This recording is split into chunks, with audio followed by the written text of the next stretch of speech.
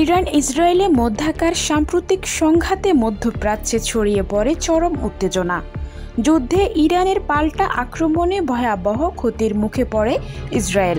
সামরিক ও প্রতিরক্ষা কাঠামো ভেঙে পড়ে, বিপর্যস্ত হয়ে পড়ে তাদের যুদ্ধ ক্ষমতা। শেষ পর্যন্ত যুদ্ধবিরতির পথ বেছে নিতে বাধ্য হয় তেল আবিব সরকার। তবে এতে ৫ শতাধিক ইসরায়েলি নিহত হয়েছে বলে দাবি করছে ইরান। ইরানের পার্লামেন্ট স্পিকার মোহাম্মদ বাকের কালিবাফ জানিয়েছে, ইরানের সাম্প্রতিক হামলায় ইসরায়েলের ৫০০ জনেরও বেশি নাগরিক নিহত হয়েছেন এবং আহত হয়েছেন ৩৫০০ জন। সরকারি হিসেবে এই সংখ্যাগুলো প্রকাশ না করা হলেও ইসরায়েলের একটি নিরাপত্তা গবেষণা কেন্দ্রের তথ্যের ভিত্তিতে তিনি এই দাবি করেন।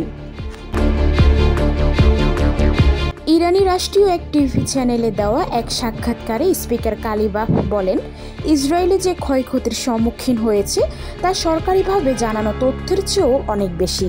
যুদ্ধ চলাকালে ইসরায়েলের সামরিক ও প্রতিরক্ষা অবকাঠামো ব্যাপকভাবে ক্ষতিগ্রস্ত হয়েছে বলেও তিনি দাবি করেন।